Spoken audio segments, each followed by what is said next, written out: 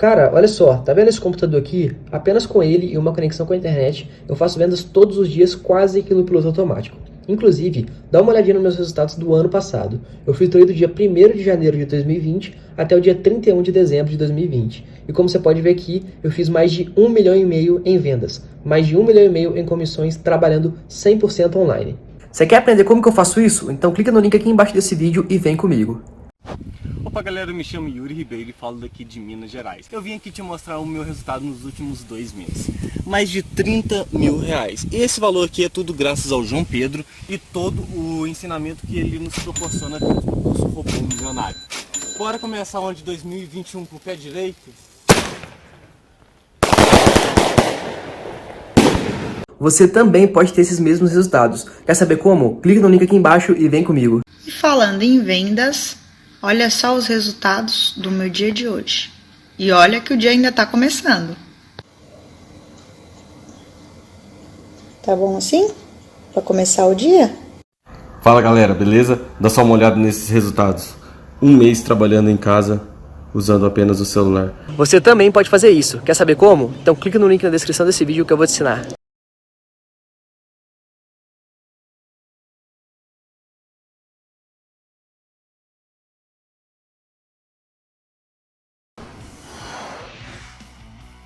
Sim, companheiros, estamos de volta com o Prêmio ESPN Bola de Prata Sporting Bet, a seleção, os melhores da 13ª rodada na sua tela. O técnico Renato do Flamengo, goleiro Marcelo Carné do Juventude, o companheiro dele, o Paulo Henrique na lateral. A zaga tem o Gustavo Henrique do Flamengo e o Wanderson do Atlético Goianiense. O Felipe Luiz é o lateral esquerdo. Ali na meiuca, Rony do Corinthians, Danilo do Palmeiras, Adson do Corinthians, Arrascaeta do Flamengo. A gente já vai falar dos garotos do Corinthians. Bruno Henrique tinha que estar, né? Os 3 gols que fez contra o São Paulo. E outro que tinha que estar, que está se acostumando a marcar 2 gols por jogo, o Hulk do Galo. Essa é a 13ª rodada, a seleção dos melhores. Prêmio ESPN Bola de Prata Sporting Bet é um oferecimento de sportingbet.tv. Quer valer? Faz um Sporting Bet aí. Como prometido, vamos falar do Corinthians, que nesta segunda-feira, ontem, venceu o Cuiabá. E uma vitória com a cara dos moleques da base, enquanto os novos contratados, os medalhões, não chegam aí para ajudar a equipe. Enquanto os grandes reforços não podem jogar, foram os garotos da base que resolveram a vida do Corinthians no Brasileirão. Adson ajeitou e Rony pegou bonito. E no corta-luz, o volante retribuiu para o primeiro gol do menino Adson como profissional. Com certeza, a gente já vinha treinando essa jogada nos treinos, né? E eu vi que o Rony ele passou um pouco da bola, aí eu falei para ele deixar a bola passar para mim. E fui feliz de ter feito o gol. Pior que a gente no treino, a gente já tava falando, não, essa bola aqui, não sei o quê. E graças a Deus o Adson deu o passe pro gol. E eu também, né? Pude fazer o gol, fiquei feliz, emoção única. Em 2 jogos apenas como titular, 1 gol e 2 assistências. O começo de Adson é promissor. Menino que chegou no clube em 2017, depois de uma vida cheia de desafios no interior de Goiás. Comecei lá de baixo, no começo foi bem difícil. Meus pais teve que mudar para Goiânia, com 15 anos a gente era do interior de Goiás. A gente teve que mudar para a capital, aí foi um período difícil, 3 anos. Aí passei no Jaraguá, foi onde o pessoal do Corinthians me viu.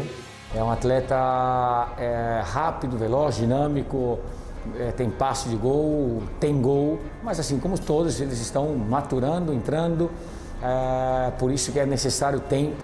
Aos 13 anos, Adson foi à Espanha e passou em um teste no Real Madrid. Mas o sonho de começar cedo na Europa foi interrompido pela falta de oportunidade de trabalho aos pais. 4 anos depois, o destino trouxe o garoto ao mesmo time do jogador que mais admira. Antes de eu vir pro Corinthians, eu vi a entrevista do Pedrinho, né? E depois da copinha e tal, ele tinha destruído naquela copinha. E aí, desde aquele dia, eu sempre acompanhei ele, sempre me inspirei nele, ainda mais depois de ter vindo pelo clube. É um jogador que eu admiro. De tantos craques da posição, a escolha por Pedrinho pode surpreender no começo. Mas preste atenção nas semelhantes histórias. Tímidos, humildes, de corpo franzino e muita habilidade. Ambos crias do terrão, ambos jogadores e torcedores do Corinthians.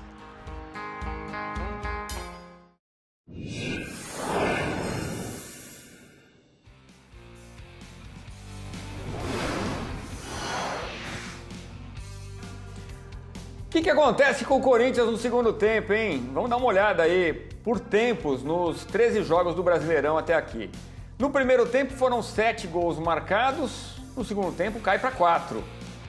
Gols sofridos no primeiro tempo 4, aumenta para 7. Você vê que tem uma gangorra aí. Quer dizer, toma mais gols no segundo tempo. Chutes sofridos 65 no primeiro, no segundo sobe para 95. Aí a gente vê os chutes certos sofridos no primeiro tempo 17, no segundo 36, isso dá 26,2% no primeiro tempo e sobe para 37, quase 38%. O que acontece quando foi vencendo para o intervalo? 3 vitórias, o que aconteceu? Acabou vencendo em 3 jogos, empatou 1 e teve 2 derrotas. Aí eu pergunto para você, ô Zupac,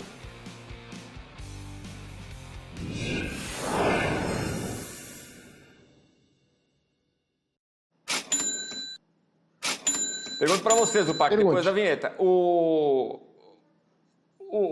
Seria uma questão física do Corinthians?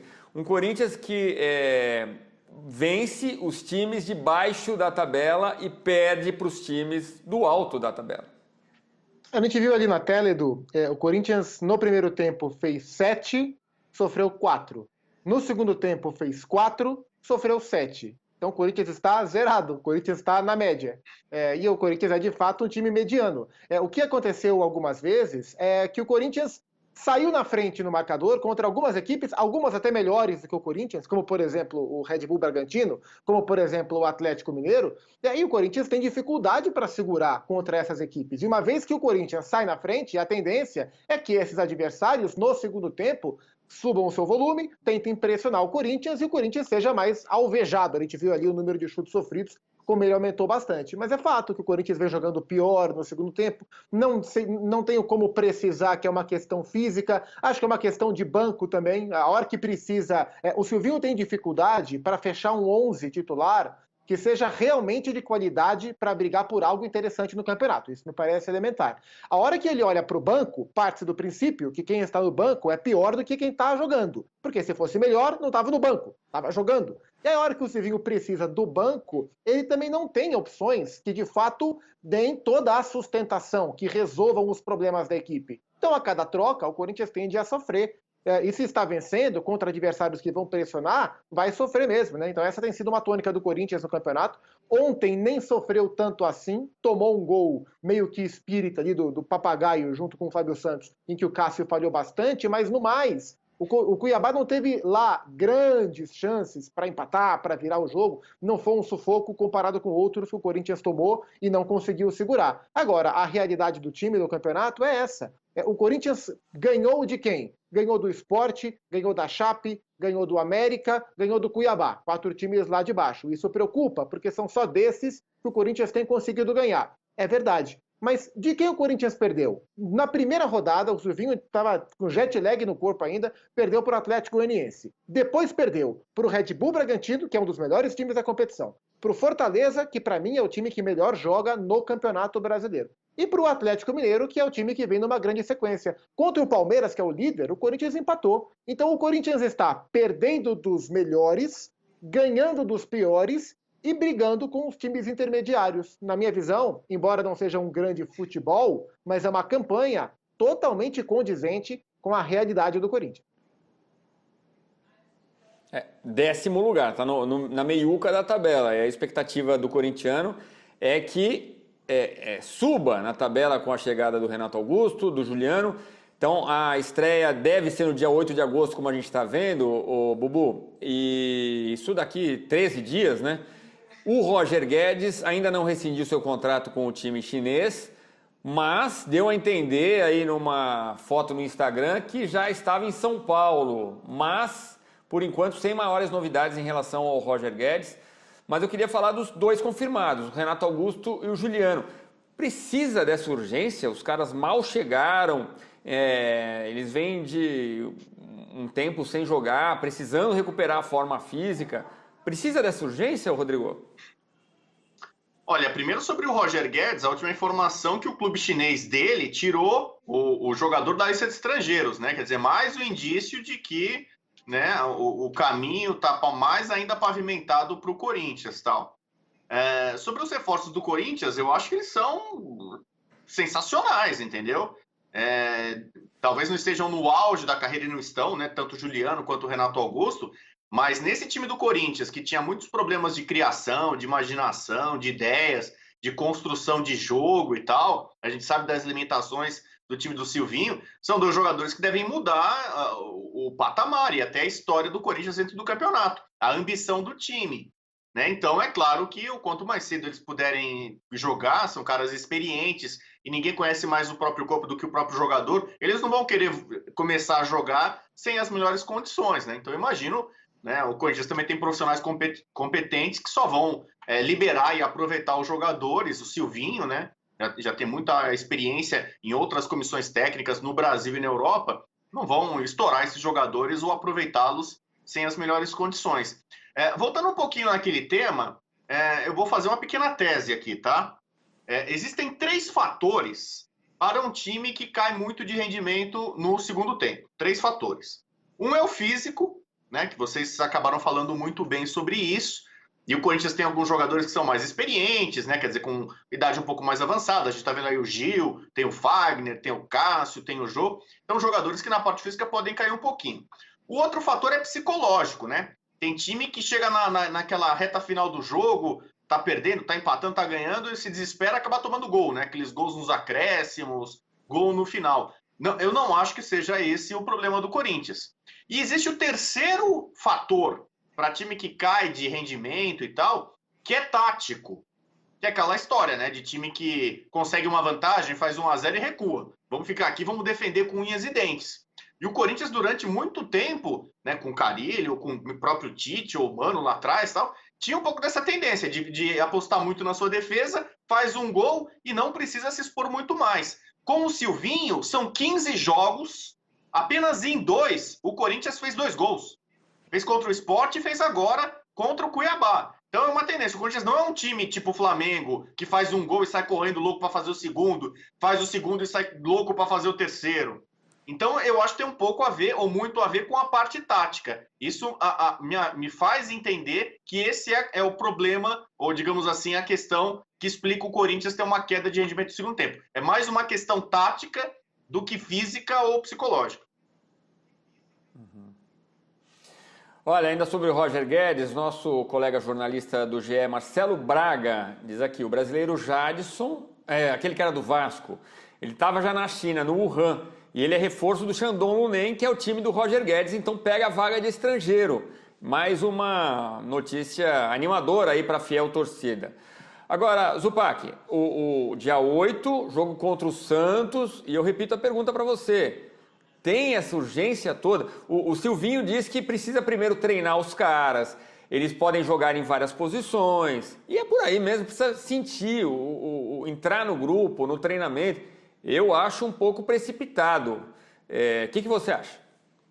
Não, eu acho que é um prazo bom, até porque eles já estão treinando há alguns poucos dias, né? Os primeiros treinos estão acontecendo, a gente está no dia 27, então eles têm pelo menos mais uma semana inteira para trabalhar até que eles consigam estrear. E em relação à urgência, por tudo a urgência existe.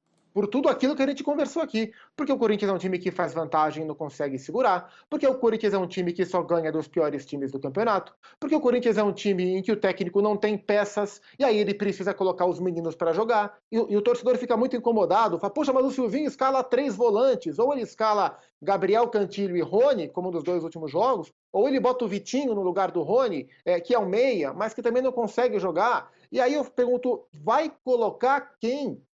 Quem o corintiano quer que o Silvinho coloque? O Luan, que quando estava jogando queriam que tirasse? O Arauz, que quando estava jogando queriam que tirasse, o Vital, que quando joga pedem para que tire, quem ele vai colocar? Ele não tem que colocar. Então ele está tentando montar um time mais consistente possível até que ele possa colocar esses caras que estão aparecendo aí. Então o Silvinho, o Renato, esse belo rapaz de suéter preto, e o Juliano, porque eles vão agregar qualidade. Enquanto isso não acontecer, o Silvinho não tem quem colocar a ponto de mudar a cara do Corinthians e fazer do Corinthians um time agressivo, valente, corajoso e forte para os 90 minutos. O Corinthians não tem como fazer isso. Pessoal, olha só, o mês nem acabou ainda e dá uma olhada nos meus resultados. Mais de 100 mil reais em vendas utilizando robôs que vendem pra mim quase no piloto automático. Se você quer saber como que eu faço isso, clica no link aqui embaixo e vem comigo que eu vou te mostrar o meu método 100% testado e 100% comprovado que eu uso para fazer vendas todos os dias pela internet usando robôs.